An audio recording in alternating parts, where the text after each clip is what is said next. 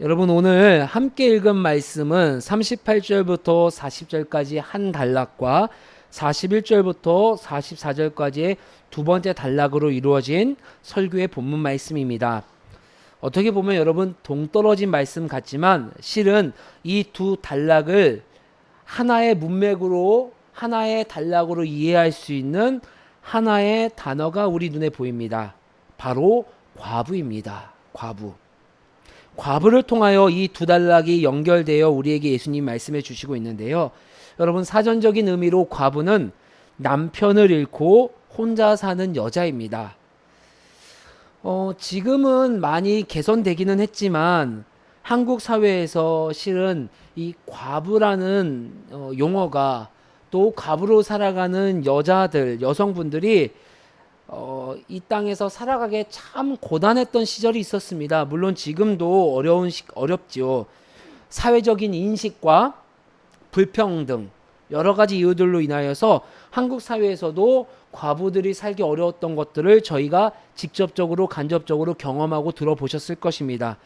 하물며 오늘 본문의 배경, 예수님이 이 땅에 오셔서 고아와 가난한 자들과 과부와 객을 살피라고 했을 때의 그 시대상에서는요, 여성뿐만 아니라 심지어 홀로 된 여성이 살아가기에는 더 힘든 문화적인 배경을 가지고 있었습니다.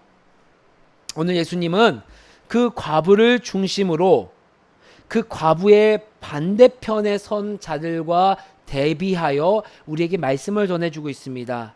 이 과부의 힘들고 고단하고 인정받지 못하고 하루 삶의 생존을 부여잡고 살아가고 있는 이 여성과 이 여성의 반대편에 있는 그룹 인물이 나옵니다.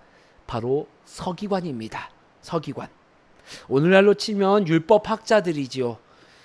여러분 이 서기관들의 특징에 대하여 예수님이 이렇게 말씀해주고 있습니다. 우리 38절 39절 말씀 한번 읽어볼까요?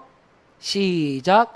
예수께서 가르치실 때에 이르시되 긴 옷을 입고 다니는 것과 시장에서 문안받는 것과 회당의 높은 자리와 잔치의 윗자리를 원하는 서기관들을 삼가라. 아멘. 여러분 이 38절 39절이 정확하게 어떤 의미인지는 모르겠지만 뉘앙스가 느껴지고 있습니다. 저는 그래서 이 본문에서 언급하는 예수님께서 언급하는 그 서기관 특정한 그룹에 대해서 이렇게 표현하고 있습니다. 허세 부리는 자들. 좀 더 직설적으로 말하고 싶지만 제가 그건 사석에서 말씀드릴게요. 허세 부리는 사람들입니다. 이 서기관들은요, 남들에게 드러나는 것을 굉장히 중요하게 생각합니다. 그래서 어디를 가던 긴 옷을 치렁치렁하게 입습니다. 여러분 이 긴 옷의 의미는요, 내가 서기관이다 라는 것을 보여주는 옷입니다. 마치 제가 우리 그 세례를 베풀었을 때 입었던 그 가운처럼요, 그런 옷이에요. 누가 봐도 저분은 존경받을 만한 율법학자요, 서기관입니다. 그것을요, 그 자리를 막론하고 어디서든지 긴 옷을 치렁치렁하게 입고 누가 봐도 내가 서기관인 것을 알리고 어디서든 높은 자리에 앉고 인사받는 것을 중요하게 생각하는 자가 오늘 본문의 서기관들이었습니다. 그런데 이 허세와 이 자신을 높이려고 하는 모습, 그것 자체를 놓고 예수님이 야, 너 잘했다 잘못했다 라고 말씀드리기보다는 우리에게 너희들이 예수님을 하나님 나라를 기대하고 하나님 나라를 누리기 원한다면은 너희 삶의 자리에서 그 허세, 외식하는 모습을 삼가라 라고 권면 정도로 마칩니다. 38절 39절의 말씀이 그렇습니다. 절대적인 건 아니었었어요. 이 분위기에서는 하지 않았으면 좋겠다. 삼가라 라고 말합니다. 정작 예수님께서 정말 서기관들의 잘못을 지적하는 말씀은 40절의 말씀입니다. 우리 40절의 말씀을 읽어볼까요? 시작. 그들은 과부의 가산을 삼키며 외식으로 길게 기도하는 자니 그 받는 판결이 더욱 중하리라 하시니. 아멘. 예수님께서는요, 정작 이 서기관들의 더 본질적인 잘못은 다른 것이 아니라 과부들의 가산을 삼키고 더 나아가 외식하되, 여러분 실은 긴 옷을 입은 것도 외식이지요.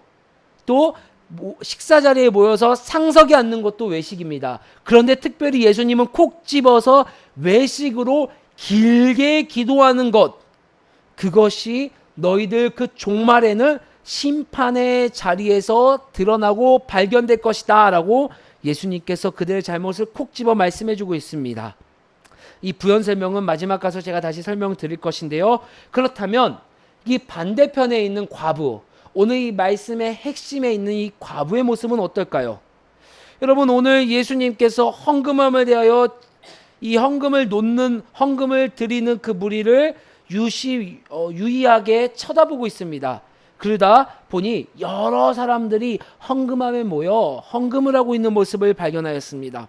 그 중에 여러 부자는요, 정말 우리가 봐도 놀랄만한 많은 헌금함에 드리고 있습니다. 가만히 보니 그 헌금함에 주변에 부자들뿐만 아니라 과부도 있었습니다. 과부의 수중에는요, 단돈 2렙돈밖에 없었습니다. 여러분, 이 2렙돈을요, 제가 한번 오늘날 환율로, 오늘날 우리가 생각하는 시장 화폐 계산으로 한번 값을 매겨봤더니 실제 이 2렙돈은요, 약 1,500원 정도의 돈입니다. 여러분, 이 당시 이 2렙돈 1,500원 정도의 돈으로는요, 밀가루 한 움큼 정도밖에 살 수 없는 아주 작은 돈이었어요. 여러분들에게 하나 여쭤볼까요? 제가 여러분들 알고 여러분도 저를 알지만 실제 여러분들에게 1,500원은 어떤 의미입니까? 여러분, 우리가 우리를 알겠지만 실은 우리에게는요, 이 1,500원이요, 있어도 그만 없어도 그만의 값어치의 화폐입니다.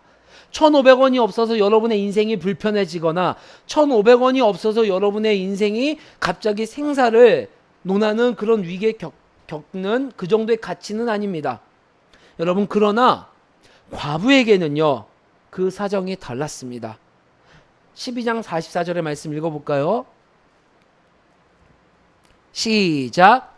그들은 다 그 풍족한 중에서 넣었거니와 이 과부는 그 가난한 중에서 자기의 모든 소유 곧 생활비 전부를 넣었느니라 하시니라. 아멘.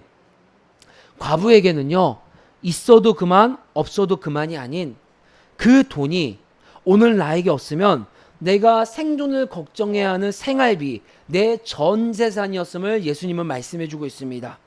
그 전 재산을 헌금함에 넣습니다. 그리고 예수님은 그것을 보았습니다. 앞선 부자들이 드린 헌금에 비하면 비교할 수도 없을 정도의 아주 작은, 밀가루 한 움큼 정도 살 정도의 아주 작은 헌금이지요. 그런데 그 상황을 다 본 예수님께서 특별히 앞선 서기관들에게는요, 무리에게 설명하는 거였지만 뒤 헌금에 대한 얘기에서는 제자들을 불러서 이 교훈을 전해주시며 이 과부를 기억하게 합니다. 한마디로 예수님은 이 과부의 초라한 헌금, 이 과부의 초라한 행색, 이 모든 것을 기억하고 인정해 주신 것입니다. 특별히 누구에게 말하면서요? 예수님께서 선별한 제자들에게 말하면서. 그러면서 저는 이 말씀을 마치면서 이 본문을 보면서 우리는 내 가진 전부를 하나님께 드려야 합니다. 그리고 그 전부를, 내 분에 겨운 전부를 하나님께 드리면 하나님이 칭찬하실 거야 라고 이렇게 생각하여 제가 그렇게 살았던 적이 있었습니다. 분에 겹게 제 재물, 물질을 하나님 앞에 드린 적이 있었습니다. 그달 카드값은 메꾸지도 못할 정도의 재정이었으면서 내가 그 돈을 하나님 앞에 드리면서 하나님 앞에 이 말씀을 내가 잘 묵상해서 난 하나님 앞에 칭찬받을 거야. 나는 이 두 렙돈을 드린 과부처럼 내 신앙도 내 삶도 과부와 같아. 그러니 나는 하늘나라의 상급이 클 거야 라고 생각했던 적이 있었습니다. 그런데 시간이 지나 이 본문을 보니 이 본문이 말해주는 진의가 따로 있음을, 아니 본문이 말해주는 진의가 좀 더 풍성한 의미가 있음을 발견하게 되었습니다. 여러분, 성경에서 오늘 예수님은요, 과부가 그의 전 재산을 바쳤기 때문에 칭찬한 것은 아닙니다. 어느 모습이 그 열매가 자신의 재산을 다 바친 모습으로 나타난 것이지 단순하게 재산을 바쳤기 때문에 칭찬한 것은 아닙니다. 예수님께서는요, 성전으로 향하시면서 이 땅에 오셔서 성전 예루살렘 성전에 십자가에 못 박히시는 그 장소까지 가는 여정 가운데 무수히 많은 말씀들을 제자와 무리와 그룹들에게 전해 주셨습니다. 여러분, 그 말씀 가운데서 이 두 렙돈을 바친 과부에게 이렇게 칭찬한 이유를 우리가 발견할 수 있습니다. 우리 마가복음 10장 45절 말씀을 한번 찾아볼까요?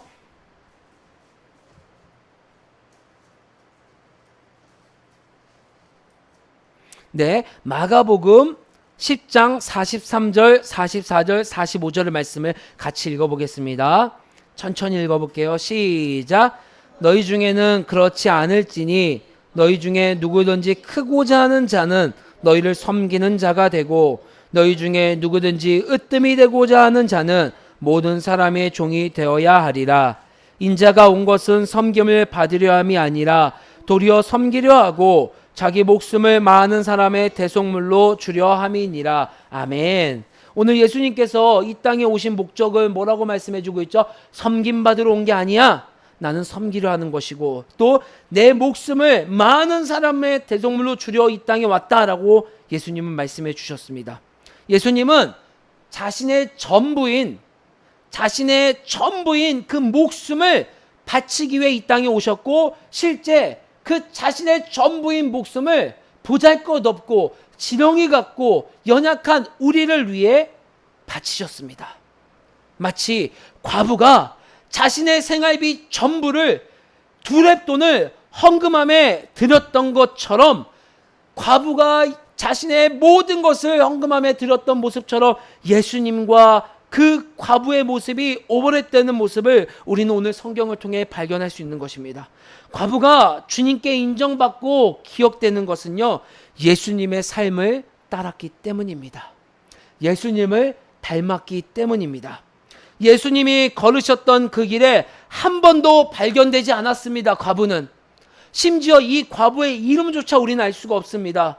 동행하지도 않았고 예수님이 제자들은 손가락질할 수도 있는 초라한 모습의 행색의 그 여인이 그녀 삶의 자리에서 예수님이 있었기 때문에 두 렙돈을 바친 것이 아니라 그저 그녀 삶의 자리에서 예수님을 닮은 따르는 삶을 살아가는 그 모습을 예수님은 인정하고 기억해 주시는 것을 오늘 가난한 과부의 헌금을 통해 저와 여러분들에게 말씀해 주고 있는 것입니다.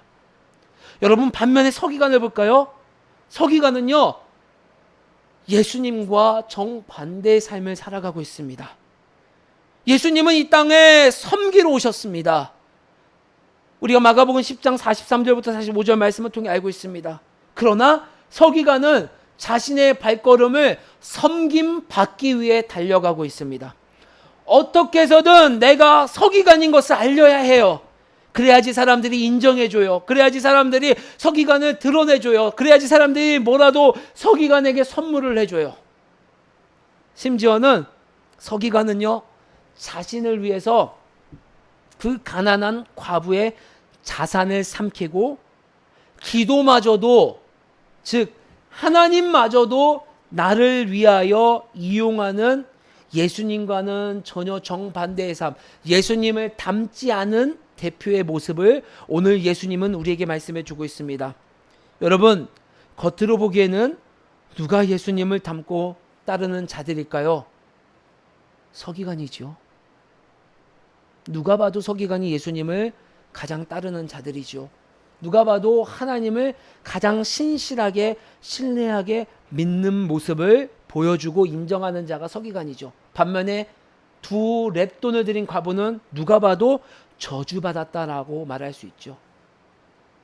오늘 자녀가 있는지 없는지 모르겠습니다. 이 본문상에서. 하지만 적어도 이 시대에 과부로 살아가는 것은 녹록지 않았고 하나님에게 복을 받았다라고 인정받지 못하는 자들의 모습이었었습니다. 그런데 예수님은요, 겉모습에 집중하고 속이 다른 이들에게 일침을 해 주십니다. 서기관 같아 보이는 것보다, 아주 길게 종교적으로 기도하는 것보다, 헌금을 누구보다도 많이 하는 것보다 더 중요한 것은 예수님의 마음을 닮아야 한다라는 것을 예수님은 말씀해 주고 있는 거예요. 아무리 작은 물질이라도 1,000원, 1,500원, 아니 500원, 아니 100원이라 할지라도요, 예수님의 마음으로, 어떤 마음일까요? 이 땅에 하나님의 나라와 고아와 가난한 자들과 과부와 객을 위하여, 또 복음이 이 땅에 확장되는 것을 위하여 드리는 그 마음, 그 마음을 가진 자들의 그 헌금, 또 나만, 우리만 잘 먹고 누군가를 짓밟고 올라가는 것이 아니라 가난한 과부들의 가산. 여러분 생각해 보세요. 가난한 과부의 가산이라고 해봤자 얼마나 될까요? 두렙 돈이 전 재산인 이 가난한 과부, 그것마저도 나의 유익과 나의 자를 위해서 그 밥그릇을 차버리는 그 행태들, 예수님은요 오늘 그 행태들을 가진, 종교적인 껍데기를 가진 수많은 이 땅에 또 하나의 자아를 가진 우리들을 향하여 외치고 있는 것입니다. 너가 정말 나를 닮았니? 나를 닮았다면 너가 걸어가는 그 걸음걸음마다 너의 모습이 드러나고 있니? 아니면은 가난한 자들과 함께 상생하기 위해 걸어가고 있는 길이니? 그 마음이 내가 이 땅에 와서 하나님 나라를 확장하고, 심지어는 내 전 재산인 내 목숨까지도 하나님 나라를 위해 드리고 있는 그 마음을 가지고 있니? 라는 그 질문을 저와 여러분들에게 해 주시고 있는 것입니다. 예수님의 마음이 멀지 않습니다. 여러분, 거창한 게 아닙니다. 여러분 주변을 돌아보세요. 그 과부가, 가난한 자가, 그 어려운 자가, 도움받는 자가, 도움이 필요한 자가 꼴배기 싫건 꼴배기 싫지 않건, 예수님을 믿건 예수님을 믿지 않건, 예수님께서 그 사람들을 만났을 때 너는 하나님을 믿으니까 내가 널 도와주고 하나님을 믿지 않으니까 너는 좀 배제해, 그게 아니지요. 예수님은 그 자리에 하나님의 마음으로 베풀었던 것처럼, 멀지 않은 자리에, 멀지 않은 내 가까운 주변에 이렇게 예수님의 마음과 예수님을 닮은 우리 삶의 열매가 드러날 때가 있을 것입니다. 가난한 자들, 또 도움이 필요한 자들, 또 내가 정말 내 삶의 자리에 그리스도인으로 살아갈 때 아버지의 마음으로 나아가야 되는 그 자리들, 여러분 기억하십시오. 긴 옷보다 중요하고, 긴 기도보다 중요하고, 높은 자리보다 중요한 것은 예수님의 마음을 내가 가졌냐는 것입니다. 그 예수님의 마음을 사모하고 흠모할 수 있는 우리 가족들이 되기를 주의 이름으로 소망합니다.